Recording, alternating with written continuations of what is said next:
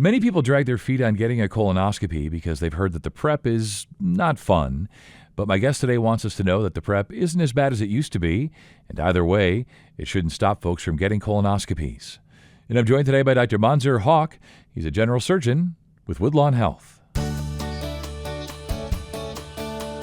This is Woodlawn Health Doc Talk, podcast from Woodlawn Health. I'm Scott Webb. Doctor, thanks so much for your time today. We're going to talk about colonoscopies, and I'm 55, so I've had two of them, and the prep definitely for the second one was better than the first one, and that's one of the things we're going to talk about the prep today. And you know, there's a lot of noise out there, things in the news. People may have heard from friends that the prep is really kind of a thing and kind of scary, but the truth is it probably isn't, and that's why you're here, because you're the expert. So let's start there. What do people need to know about prepping for a colonoscopy? Yes, that is a true statement. In the past, preps used to be quite distasteful, a significantly large amount, and people significantly had nausea and vomiting in the past, and many of them could not tolerate the prep. And word got around, which made people reluctant to have the colonoscopy.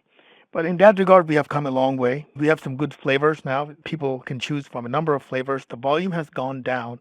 And the another factor was, people with different conditions, such as kidney conditions or heart conditions, could not take certain prep in the past. But we have many advanced preps that can be given to people with chronic liver conditions, kidney conditions, or heart conditions. Yeah, that was my experience. As you say, the volume has gone down significantly. It tastes a whole lot better. And I think one of the points we're trying to get across today is that fear of prep or whatever people have heard, that is not a reason not to have a colonoscopy, especially now that there have been such advancements in the prep. And let's talk about the work type thing. I know like people are going to wonder, can they work the day before? Maybe can they work the day after? Take us through that. What about work, especially the day before? People absolutely can work the day before, but one of the things they have to remember is, we put people on clear liquid diet. So folks have to make sure that they stay hydrated, and not just with water, but also with electrolytes. So some kind of a sports drink that's sugar-free or low on sugar is recommended. As long as they mind that and they can start taking the prep at an appropriate time at work, not everyone can do it, but if they can take the prep at work and have access to bathroom facilities, for certain folks it will not be possible, but a lot of folks can go to work the day before. But at the same time, we are very, very cognizant of this, and we are happy to give folks a letter excusing them from the work, whatever they need, and we're happy to connect with their employer and arrange appropriate days off. Yeah. That's nice. Yeah, as you say, need access to bathroom facilities for sure. And of course, in my experience, I rediscovered my love of Jell-O. I ate a lot of Jell-O leading up to my colonoscopies, so that was good. I forgot how much I love Jell-O.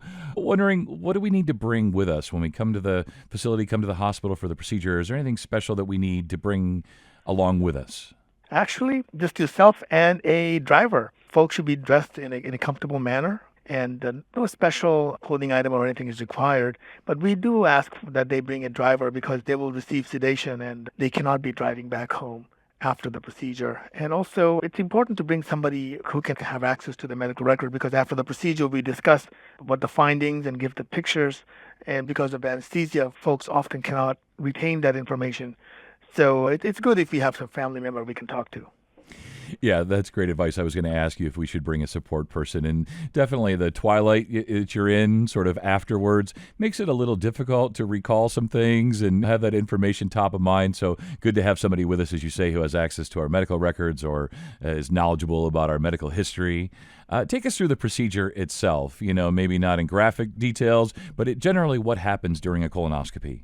Actually, the prep for the procedure starts even before the patient enters the room. We have a holding area where a very competent nurse will assess the patient, and the patient will be seen by myself all the time. It will be me who will see the patient prior to the procedure because it's my patient, and the anesthesia staff who will give the patient anesthesia.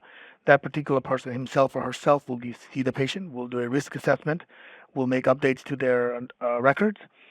And then the patient will be given certain medications. If they have anxiety, we can give patients medication to reduce the anxiety. The patient will be brought to the room. It's a very, very ambient atmosphere. We have good music, and the nurses are very, very supportive and compassionate. So they will be given sedation even prior to the procedure starts, and they will be asleep when the procedure takes place. And we do an appropriate examination, insert the scope, and look at the interior walls of the colon in thorough detail. We make sure we reach all the way to the cecum, which is the beginning point of the colon.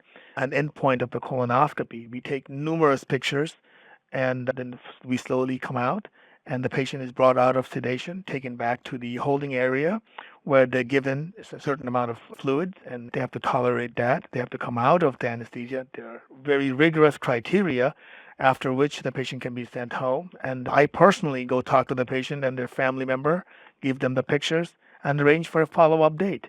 So it's a rather pleasant experience, actually. Yeah, as you say, right, it's one of those things, especially for all of us of a certain age, and I know that they've lowered the recommendations, right? I started at 50, but now they recommend some folks start at 45. Maybe we could just wrap up with that and talk about when folks should be thinking about this or speaking with their providers about having that first colonoscopy. Sure. This is a very important point you made. You mentioned that point a few minutes ago when you said that, the PrEP should not discourage folks from colonoscopy. And I was thinking of making this point. The incidence of colon cancer is on the rise, particularly among younger people.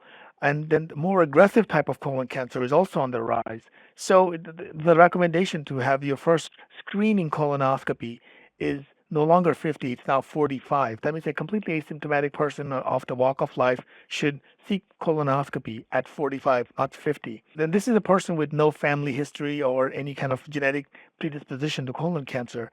It gets a bit more complicated if a patient has family history or any genetic propensity for colon cancer. Without getting into too much details, if they have any such thing, they should report to their primary care physician, and I'm also available. We have a number of doctors here who do colonoscopies, and they can present, and we will give them the appropriate suggestion. That's perfect. Yeah, as you say, family history, genetics, it's not just an age thing. It seems like it used to be just once you hit 50, have your colonoscopy. Now, the other factors, as you say, genetics, family history, and some other things. So great stuff today, really educational. Thanks so much. You stay well. Thank you, sir. I appreciate your time. That was General Surgeon Dr. Manzur Haq with Woodlawn Health. For more information, please visit woodlawnhospital.org. That's woodlawnhospital.org. And if you found this podcast helpful, please share it on social media. I'm Scott Webb. Thanks for listening to Woodlawn Health Doc Talk, a podcast from Woodlawn Health.